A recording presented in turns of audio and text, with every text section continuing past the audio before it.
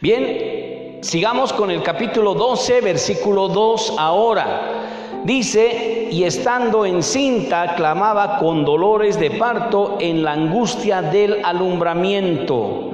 Noten ustedes que desde el versículo 2 ya hace relación a la persecución de parte del diablo desde el principio, porque dice estando encinta, cuando ya prácticamente había estado dentro, como gestándose. Dice, clamaba a dolores de parto, todavía estaba dentro del vientre, no había nacido todavía, en la angustia de su alumbramiento.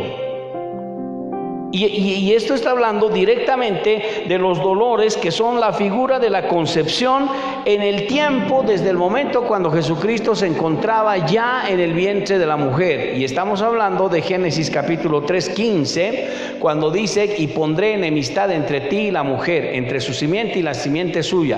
Te herirá tú le herirás en la cabeza y él te herirá en el calcañar. Eso es lo que dice el pasaje. Miren que desde el libro de Génesis ya vemos cómo Jesucristo estaba ya profetizado, ya se había determinado su advenimiento por medio del pueblo de Israel.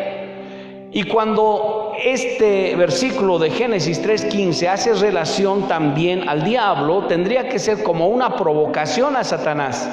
Satanás estaba consciente de que iba a tener guerra contra la mujer, que sería la misma, el pueblo de Israel, y contra su simiente, que sería el hijo varón, el que iba a regir con vara de hierro. Sabiendo que el diablo tendría este desafío, entonces se esforzó desde ese tiempo en erradicar el linaje del Señor Jesucristo. Para el diablo era como una lucha, como una batalla que tendría que hacer, porque si eliminaba a la mujer, eliminaba al hijo varón. Esa era la idea y el pensamiento de Satanás. Por eso Satanás quiso destruir. Y vemos ahí al hijo de Satanás, Caín, que era del maligno también, que mató a su hermano Abel. Esa es la primera confrontación que Satanás hizo contra el linaje del que había de venir, Jesucristo. Porque si no había Abel, pues no había linaje. Solo estaba Caín. Caín hubiera llenado toda la tierra. Pero la Biblia dice que gracias a Dios le nació a Adán y Eva Set, que es el sustituto de Abel, el cual también portó nuevamente la genealogía para que Jesús vendría. Vemos al diablo haciendo guerra y batalla porque Satanás se esforzó en poder erradicar este linaje a través de todo lo que significa, por ejemplo, la esterilidad de los patriarcas. Ellos no pudieron tener hijos. Las mujeres con las cuales se casaron eran estériles, y no es coincidencia porque la mujer de Abraham, Sara, era estéril. La mujer de Isaac, Rebeca, era estéril. Y la mujer de Jacob, Raquel, era estéril. Imagínense como el diablo obrando, pero en medio de eso Dios se va glorificando porque hizo posible el advenimiento del Señor Jesucristo, ya que ellas fueron abiertos sus vientres y tuvieron hijos, para que sea luego la genealogía siguiendo por ellos. Miren cómo el diablo tenía propósitos de abortar el propósito de Dios, abortando a la genealogía de Jesucristo. Vemos nosotros después cómo Esaú, queriendo matar a su hermano Jacob, son atentados contra la genealogía. Vemos después en el tiempo de Éxodo como, por ejemplo, Faraón había determinado la muerte de todos los hijos de 1 a 2 años. Entre esos estaba Moisés, portador de el linaje de Jesucristo. Jesucristo nació en un linaje bajo presión, bajo peligro. Pero el poder de Dios hizo que un día pueda terminar en el alumbramiento. Finalmente nació el hijo varón. Inclusive antes que nazca Jesucristo, Herodes mismo había tomado la misma táctica de Faraón y trató de matar a todos los niños de entonces, y fue ahí cuando hicieron huir a José y a María, y ellos escaparon de las manos de Herodes. Noten ustedes cómo el diablo está metiendo sus manos en todo esto, y vemos cómo el Señor lo va librando al final. La mujer En el verso 5 dice: y ella dio a luz a un hijo varón, que regirá con vara de hierro. Entonces el alumbramiento de nuestro Señor Jesucristo realmente se hizo. Fue ese día cuando María concibió. Los ángeles hicieron fiesta, dieron gloria a Dios en los cielos. Los mismos pastores se apercibieron y fueron a recibir al Salvador. Los reyes magos habían seguido una estrella desde muy lejos para llegar al lugar donde Jesucristo iba a nacer, porque ellos sabían que algo grande había sucedido. Y la Biblia dice que en ese niño pequeño estaba naciendo Dios mismo, el Emanuel, Dios con nosotros. Y fue a partir de ese momento que este muchacho joven, niño, estaba profetizado para que pueda regir con vara de hierro. Era el elegido de Dios. Bien, del versículo 3 hasta el versículo 5 habla acerca del enemigo que va a perseguir a la mujer, y estamos hablando del diablo. Dice el versículo 3: y también apareció otra señal en el cielo.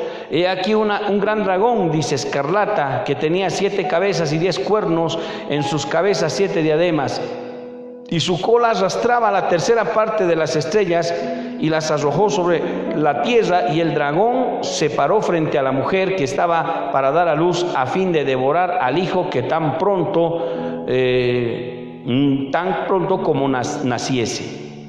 Se da cuenta como el diablo ya estaba esperando que nazca. Y este dragón es el diablo, es Satanás, el dragón escarlata con 7 cabezas. Ahora, cuando hablamos de Satanás, el libro de Apocalipsis 20:2 dice: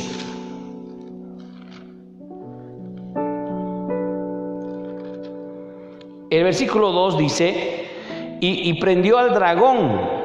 No es el mismo dragón, la serpiente antigua.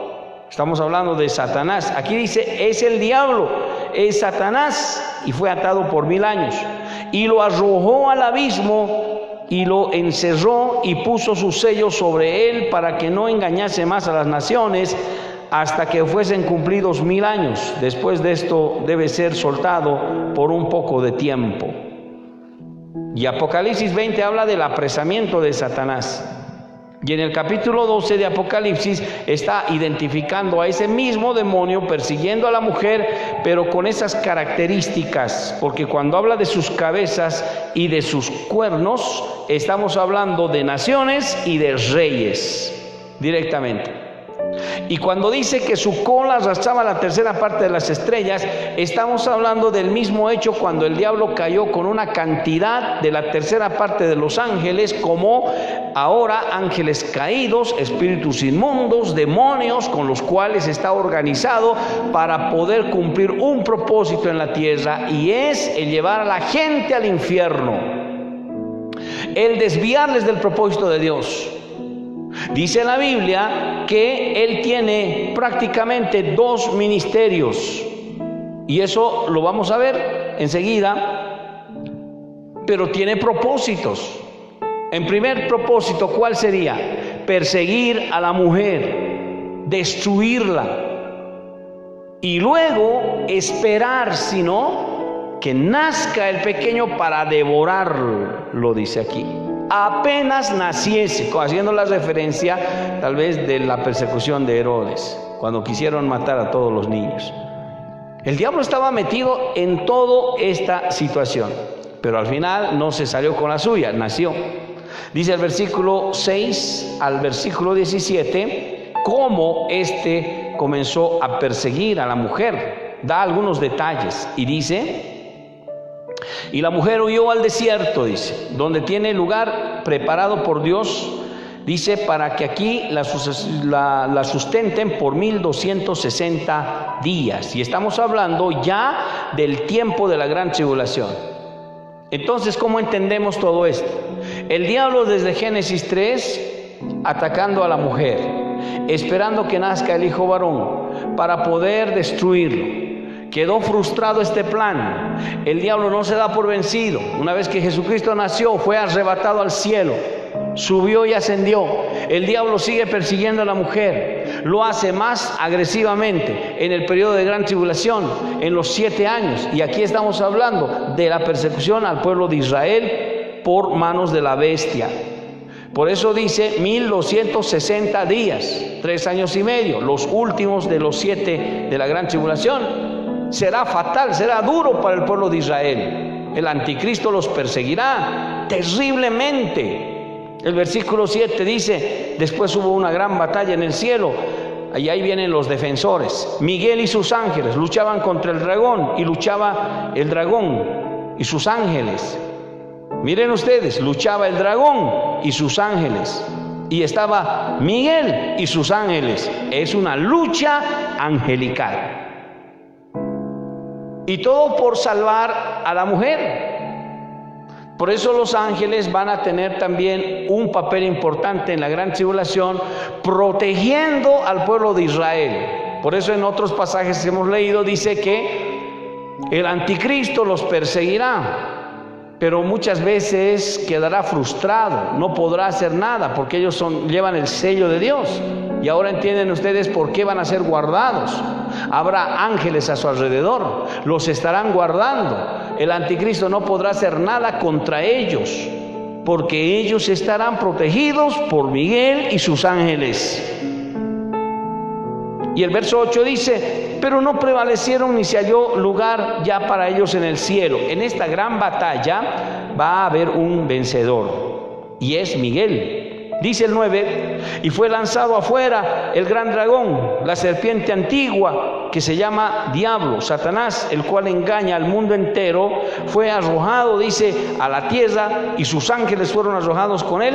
Entonces oí una gran voz en el cielo que decía: ahora ha venido la salvación, el poder, el reino de nuestro Dios y la autoridad de su Cristo, porque ha sido lanzado fuera el acusador de nuestros hermanos, el que los acusaba delante de nuestro Dios día y noche. Ahora quiero notar ahí que está hablando del apresamiento del diablo, que también lo habla Apocalipsis 20. Será casi al final de los 1260 días, al final de los 3 años y medio, segundo, y entonces agarrarán al diablo justamente en la venida del Señor Jesucristo, y será lanzado, encarcelado, aprisionado por 1000 años. Y eso es lo que está pasando aquí en este momento. Pero lo que resalta en todo esto es que hay 2 características que sería el segundo propósito del diablo. O sea que no solamente ha venido a perseguir a la mujer y a devorar al hijo varón, él también había venido a engañar, dice aquí, al mundo, en el versículo 9. Y también en el versículo 10 dice que también acusar a los hermanos delante de Dios. O sea que su segundo propósito también tiene que ver con las naciones, con el mundo. El diablo engaña al mundo, el diablo enceguece al mundo, el diablo maneja al mundo. El diablo los lleva a su querer y donde quiera. El diablo los hace pecar. El diablo se mete con la iglesia. La iglesia muchas veces le sigue y entonces el diablo los acusa delante de Dios. El diablo dice: mira, Señor, es creyente y cómo peca. Mira, Señor, conoce a Dios y cómo está tomando, bebiendo, caminando mal. Tiene 2 personalidades. El diablo está todo el tiempo, día y noche, acusando, dice. El diablo es un acusador, porque el diablo nos ve todo lo que hacemos.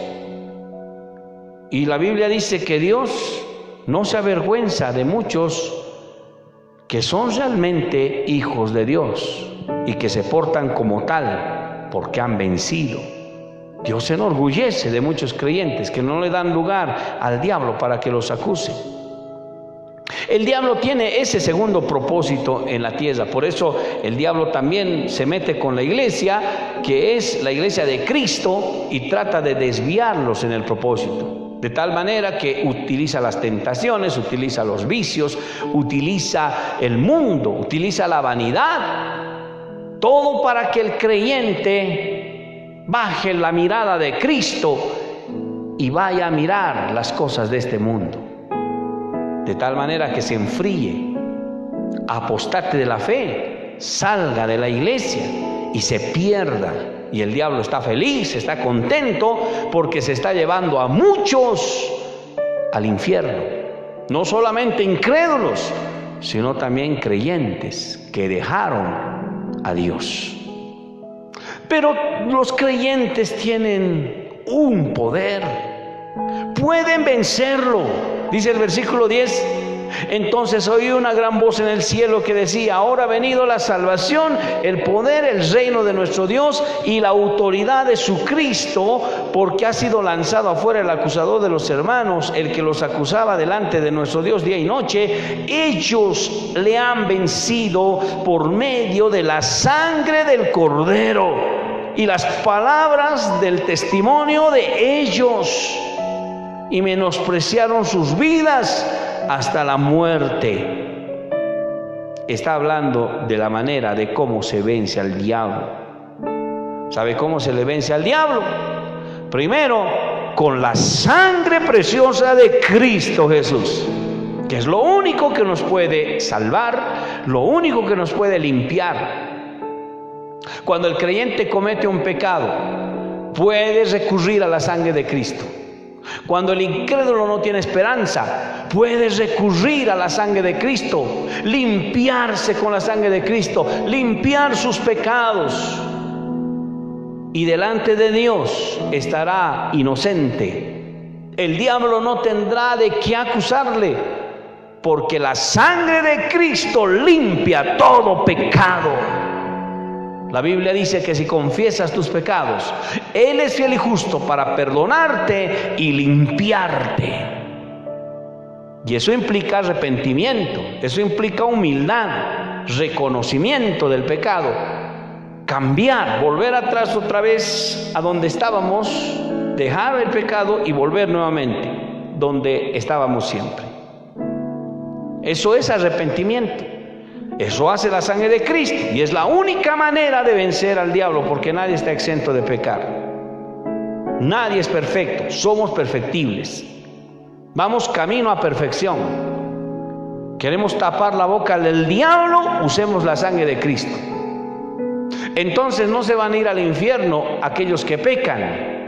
Se van a ir al infierno aquellos que dejan de confesar sus pecados, aquellos que dejan el arrepentimiento, aquellos que abandonan las cosas de Dios. Esos se van a ir al infierno. El pecado no mandaría al final al infierno, porque el pecado tiene solución: la sangre de Cristo.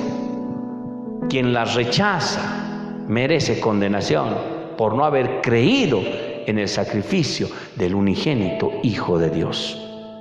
Por eso cuando dice estos le han vencido, porque inclusive han menospreciado su vida hasta la muerte, quiere decir también que en la gran tribulación va a haber personas de todo pueblo, tribu, lengua y nación que habrán decidido creerle a Dios, lavarse con la sangre de Cristo y huir del anticristo, de la bestia, bajo persecución, bajo muerte, como mártires, pero preferirán morir antes de seguirle al anticristo. Menospreciarán sus vidas. Quiere decir que no tendrán valor de sus vidas. Ellos dirán: si muero, muero. Sé que voy a estar con Dios. Sé que Cristo está conmigo. Sé para dónde voy. No le tengo miedo a la muerte. Si mañana viene la muerte y toca mi puerta, le digo: bienvenido. Si Dios lo ha decidido así, hoy mismo estaré con mi Señor. Hoy mismo estaré a su lado. Seré libre de todas las cosas que vendrán. En ese sentido, el apóstol Pablo decía: morir es ganancia. Pero anteponía a todo ese deseo el anhelo de predicar el evangelio para que otros se salven. El verso 12 dice: por lo cual alegraos cielos, los que moráis en ellos. Hay una alabanza aquí en los cielos. por esta victoria. Y luego vamos a ver que nuevamente retorna a la gran tribulación. Dice: ay de los moradores de la tierra y del mar, porque el diablo ha descendido a vosotros con gran ira, sabiendo que tiene poco tiempo. Vuelve la gran tribulación, ¿se da cuenta? Y el 13 dice: cuando vio el dragón que había sido arrojado a la tierra, persiguió a la mujer, y estamos hablando otra vez de Génesis y todo el recorrido hasta el tiempo de Jesús, que había dado a luz al hijo varón, y se le dieron, dice, a la mujer las 2 alas de la gran águila para que volase de delante de la serpiente al desierto, a un lugar donde estaba sustentada por tiempos y la mitad de un tiempo. Y estamos hablando de la gran tribulación ahora, de esa persecución aguerrida, terrible que tendrá. Y la serpiente arrojó de su boca tras la mujer agua como un río, para que fuese arrastrada por el río. Pero la tierra ayudó a la mujer, pues la tierra abrió su boca y tragó el río y el dragón que había hecho con su boca. Entonces el dragón se llenó de ira contra la mujer y se fue a hacer guerra contra el resto de la descendencia de ella y los que guardan los mandamientos de Dios y tienen el testimonio de Jesucristo. Cuando está enfatizando otra vez la persecución, cuando el diablo está otra vez persiguiendo a la mujer en la tierra, hay algunos detalles más que nos da el apóstol Juan, y tiene que ver estos detalles con la manera como la persigue y cómo esta mujer es ayudada. Es ayudada por Dios dándole alas, es ayudada por los ángeles, el ángel Miguel al final, es ayudada por la tierra misma, porque dice aquí que la tierra va a abrirse como un abismo para que el agua caiga, pero también dice en otro lado va a haber un lugar preparado donde va a estar sustentada 1260 días, o sea que Israel va a tener ayuda en la gran tribulación. Y todos, por supuesto, también aquellos de todo pueblo, tribu, lengua y nación que serán salvos, tendrán ayuda.